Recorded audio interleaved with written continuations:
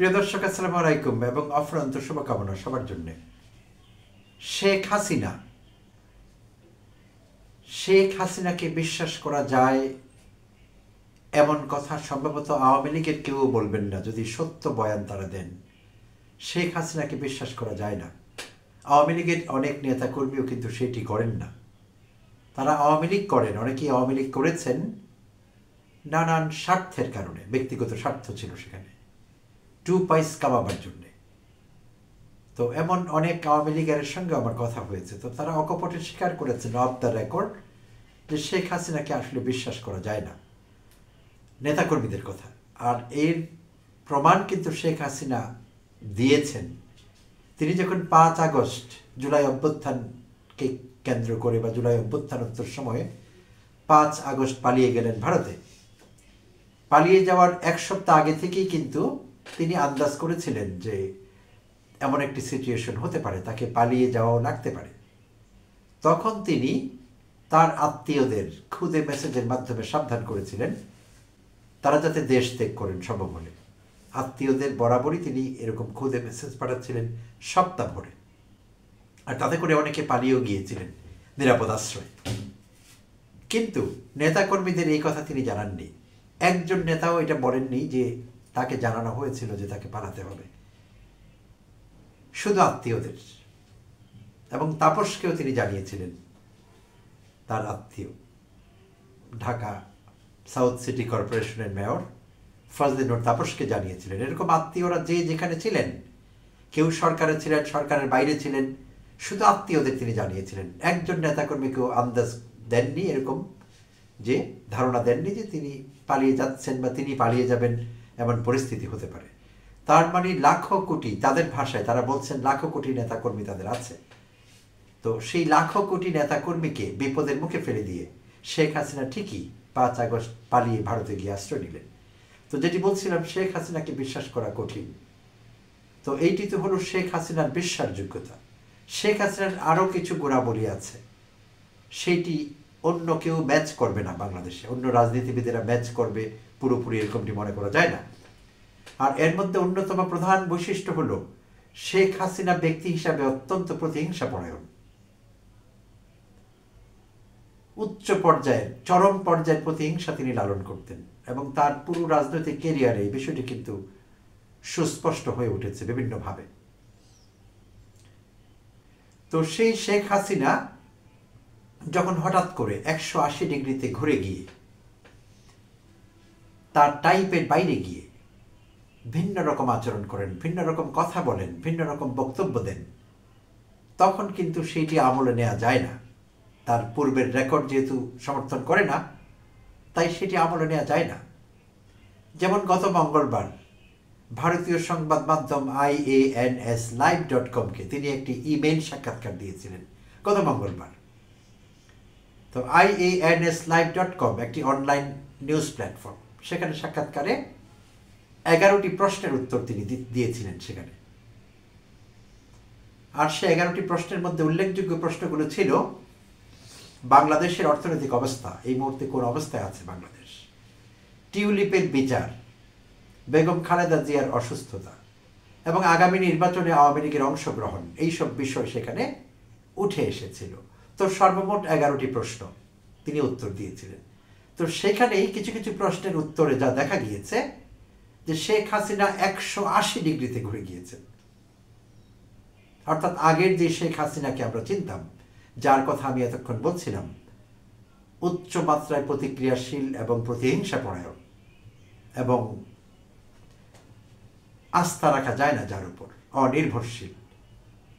তো এরকম একজন মানুষ এমন কিছু প্রশ্নের উত্তর এমনভাবে দিয়েছেন যে আমাদের বিশ্বাস করতে কঠিন মনে হয়েছে এবং অসম্ভব মনে হয়েছে। আমাদের মনে হয়েছে এটি শেখ হাসিনা না, অন্য কেউ কথা বলছেন, অন্য কেউ প্রশ্নের উত্তর দিয়েছেন, এমনটি মনে হয়েছে। আপনাদের এরকম মনে হবে প্রিয় দর্শক, যদি ইতিমধ্যে আপনারা নিউজটি না জেনে থাকেন। তো প্রথমত যেই প্রশ্নের উত্তর তিনি দিয়েছিলেন সেইটি হলো, তাকে প্রশ্ন করা হয়েছিল যে বেগম খালেদা জিয়া অসুস্থ, হসপিটালাইজড, তাকে আপনি ফিল করেন কিনা, কিভাবে ফিল করেন। তো উত্তরে হাসিনা জানিয়েছেন যে তিনি খুবই উদ্বিগ্ন, ডিপ কনসার্ন তিনি প্রকাশ করেছেন, এরকম ভাবেই লিখেছে IANS, যে গভীরভাবে তিনি উদ্বিগ্ন খালেদা জিয়ার শারীরিক অসুস্থতাজনিত বিষয়টিতে, এবং তিনি বলেছেন যে তিনি তার জন্য প্রার্থনা করবেন, দোয়া করবেন। তো শেখ হাসিনা কি বেগম খালেদা জিয়ার সম্পর্কে এরকম ভাববার কথা? প্রিয় দর্শক, আগে কখনো আমরা এমনটি দেখেছি নাকি এমনটি ভেবেছি নাকি শুনেছি? কোনোটাই না আসলে, বরং আমরা উল্টোটি দেখেছিলাম। শেখ হাসিনা একবার পদ্মা সেতু যখন হয়ে গেল, তখন তিনি বলেছিলেন বেগম খালেদা জিয়াকে পদ্মা সেতুর উপর থেকে নিচে ছেড়ে দিতে হবে, এবং অধ্যাপক ইউনূসের কথাও বলেছিলেন যে তাকে পদ্মা সেতুতে ডুবিয়ে তুলে ফেলতে হবে।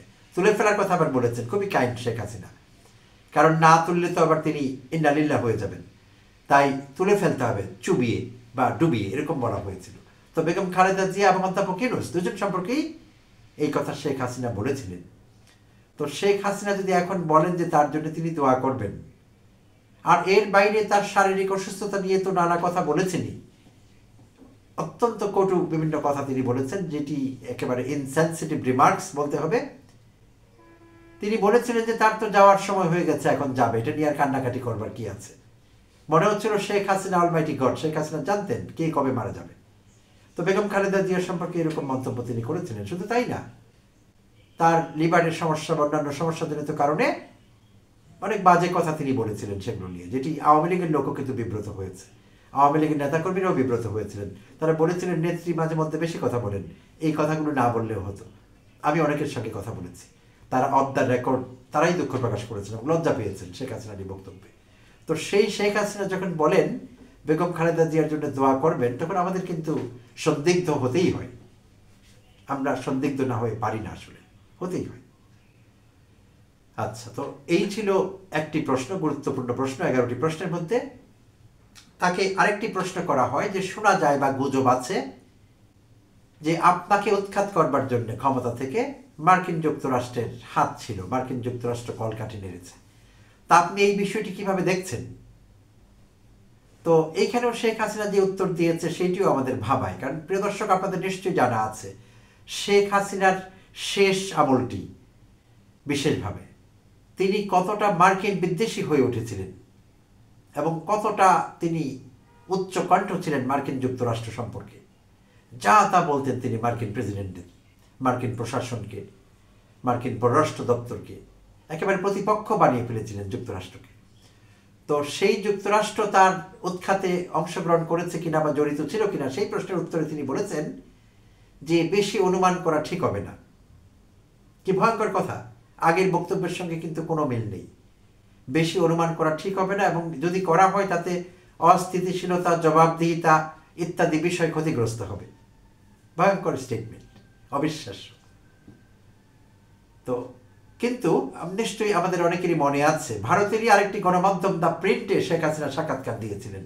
সেখানে মার্কিন যুক্তরাষ্ট্র সম্পর্কে বলেছিলেন, যদি সেন্ট মার্টিন এবং বঙ্গোপসাগর মার্কিন যুক্তরাষ্ট্রকে দিয়ে দিতে রাজি হই, তাহলেই আমি ক্ষমতায় থাকতে পারি, আমাকে আর যেতে হবে না, আমার বিরুদ্ধে কেউ কথা বলবে না। যুক্তরাষ্ট্রকে ইঙ্গিত করে তিনি এই কথা বলেছিলেন। তাহলে সেই স্টেটমেন্টের সঙ্গে IANS live.com-কে দেওয়া এই উত্তর যে তিনি বেশি অনুমান করতে চান না যুক্তরাষ্ট্র ইস্যুতে, এবং বলেছেন যুক্তরাষ্ট্র অস্বীকার করেছে তাকে উৎখাত করবার ষড়যন্ত্রের সঙ্গে যুক্ত থাকবার বিষয়টি, অর্থাৎ যুক্তরাষ্ট্রের বক্তব্যকেই তিনি বিশ্বাস করে নিচ্ছেন যে যুক্তরাষ্ট্র অস্বীকার করেছে, তারা সেটি স্বীকার করেনি যে তারা আমাকে উৎখাত করবার কারণে বা এই বিষয়টির সঙ্গে যুক্ত। তো এখানেও 180 ডিগ্রি টার্ন দেখতে পাচ্ছি আমরা, যেটি মেলাতে পারছি না। আগের স্টেটমেন্ট, আগের তার পয়েন্ট অফ ভিউ মেলানো যাচ্ছে না কোনোভাবেই। আচ্ছা, অধ্যাপক ইউনূস সম্পর্কে তাকে প্রশ্ন করা হয়েছিল, আপনি কি মনে করেন মোহাম্মদ ইউনূসের নেতৃত্বে অন্তর্বর্তী সরকার বাংলাদেশের স্বার্থ বিরোধী বিদেশি শক্তির সাথে মিলে কাজ করছে? এরকম প্রশ্ন তাকে করা হয়েছিল। তো তিনি উত্তরে বলেছিলেন, আমি অতিরিক্ত অনুমান করতে চাই না, তবে আমাদের জাতীয় বিষয়ের বাইরের হস্তক্ষেপের উদ্বেগজনক লক্ষণ আছে। এখানেও তিনি এই বিষয়টিকে বলেছেন যে বেশি অনুমান করতে চান না, অনুমান নির্ভর কোনো কথা বলতে চান না, অথচ আগে নিজের মনের মাধুরী মিশিয়ে যা ইচ্ছে তাই বলেছেন অধ্যাপক ইউনূসকে। আচ্ছা, আমি বারবার দেশের বিভেদকে কাজে লাগানো বিদেশি মধ্যস্থতার বিরুদ্ধে সতর্ক করেছি। বিশ্বাসযোগ্য অভিযোগ উঠলে তার স্বচ্ছতার সঙ্গে তদন্ত করা উচিত। বাংলাদেশকে অবশ্যই নিজ প্রতিষ্ঠানের মাধ্যমে ও সার্বভৌম ইচ্ছার সমস্যার সমাধান করতে হবে, বাইরের প্রভাবে নয়। এই এক ভিন্ন শেখ হাসিনাকে পাচ্ছি আমরা, প্রিয় দর্শক। আচ্ছা, আনন্দবাজার পত্রিকায় তিনি এক সাক্ষাৎকারে বলেছিলেন, অডিও বার্তায়, যে অধ্যাপক ইউনূসের কারসাজি সবকিছু, তিনি হাজার হাজার কোটি টাকা পাচার করেছেন, লুটপাট করেছেন, এই কথা তিনি বলেছিলেন এবং বিদেশিদের থেকে টাকা নিয়ে দেশের সর্বনাশ করেছেন। আনন্দবাজারকে তিনি এক সাক্ষাৎকার দিয়েছিলেন, বেশি দিন আগের কথা না। আর এখন তিনি বলছেন এই বিষয়ে অনুমান করতে চান না। আচ্ছা, ভালো। আইএনএস থেকে আরেকটি প্রশ্ন তাকে করা হয়েছিল, IANS থেকে, সেটি হলো বাংলাদেশের ধর্মীয় ও রাজনৈতিক নির্যাতন সীমা ছাড়িয়ে গেছে, এই বিষয়ে তিনি কি ভাবছেন। তো এটির উত্তর তিনি দিয়েছেন, তদন্ত এবং সুষ্ঠু আইনি প্রক্রিয়ার মাধ্যমে ব্যক্তিগত দোষ নির্ধারণ করা উচিত। এখানে তিনি সরকারকে কিংবা অধ্যাপক ইউনূসকে পার্সোনালি দায়ী করতে চান না। তদন্ত সাপেক্ষে ব্যক্তিগত দোষ যদি এরকম ঘটে থাকে যে ধর্মীয় নির্যাতন, রাজনৈতিক নির্যাতন বেড়ে গেছে, তাহলে কে করছে তাকে সুনির্দিষ্ট করে বের করতে হবে। ঢালাও মন্তব্য করতে তিনি এখানে চাননি, একটি অবিশ্বাস্য ব্যাপার। আমার মনেই হচ্ছে না যে শেখ হাসিনা এইসব প্রশ্নগুলোর উত্তর দিচ্ছিলেন এবং এইভাবে। আচ্ছা, ব্যাপক দাবি যথাযথ নিরপেক্ষ তদন্তের বিকল্প হতে পারে না। আচ্ছা, তবে আইসিটি বা ইন্টারন্যাশনাল ক্রাইমস ট্রাইব্যুনাল বা আন্তর্জাতিক অপরাধ আদালতের যে বিচার কার্য চলছে, সেই বিষয়টি তিনি কিভাবে দেখছেন, এই বিষয়ে তিনি উত্তর দিয়েছেন। সেইটি আগের উত্তরগুলোর সঙ্গে মিলবে না, যদিও তিনি বলেছেন পক্ষপাত দুষ্ট ও রাজনৈতিক উদ্দেশ্য প্রণোদিত আইসিটির বিচার। আওয়ামী লীগ ছাড়া নির্বাচনের বিষয়ে তিনি বলেন, আমাদের লাখ লাখ সমর্থক সম্ভবত বাড়িতেই থেকে যাবে। আপনি দেশের জনপ্রিয় দলকে নিষিদ্ধ করে তাকে অবাধ ও নিরপেক্ষ বলে উপস্থাপন করতে পারেন না। আওয়ামী লীগের কার্যক্রম নিষিদ্ধ আছে এবং আসছে নির্বাচনে তারা অংশগ্রহণ করতে পারছে না, এটি সুস্পষ্ট। তাই তিনি বলছেন যে আমাদের কর্মীরা বোধহয় বাড়িতেই থেকে যাবেন, অর্থাৎ ভোট দিতে যাবেন না তারা। এবং এরকম বড় একটি দলকে নির্বাচন থেকে দূরে রেখে নির্বাচনকে আপনি অবাধ ও নিরপেক্ষ বলবেন, সেটি সম্ভব নয়, সেটি তিনি মানতে রাজি নন। তো যাই হোক, এখানে ওভারঅল যেই বিষয়ে আমরা কনক্লুশন টানতে পারি, উপসংহার, সেটি হলো বেগম খালেদা জিয়া সম্পর্কে তার বক্তব্য, যে বেগম খালেদা জিয়ার জন্য তিনি দোয়া করবেন। তো অনেকে এই বিষয়টি সরলভাবে নেবেন হয়তো, এবং শেখ হাসিনার জন্য তাদের সিম্প্যাথিও হয়তো তৈরি হবে তাদের মনে। কিন্তু বিষয়টি আসলে এতটা সরল কিনা, ব্যক্তিটি যখন শেখ হাসিনা, তখন আমাদের বিষয়টি আসলে দ্বিতীয়বার ভেবে দেখতে হয়। তার প্রতি আমরা কি সিম্প্যাথি লালন করব এই বক্তব্যের কারণে, যে তিনি বিএনপি নেত্রী বেগম খালেদা জিয়ার জন্য, সাবেক প্রধানমন্ত্রী, তিনি দোয়া করবেন, বিএনপি নেতাকর্মীরাও কি আবেগ আপ্লুত হবেন?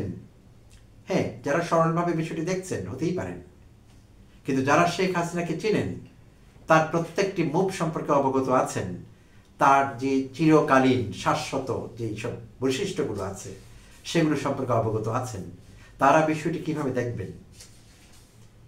এই উত্তরগুলো শেখ হাসিনার সত্য ভাষণ। একজন ট্রান্সফর্ম শেখ হাসিনা কথা বলছিলেন।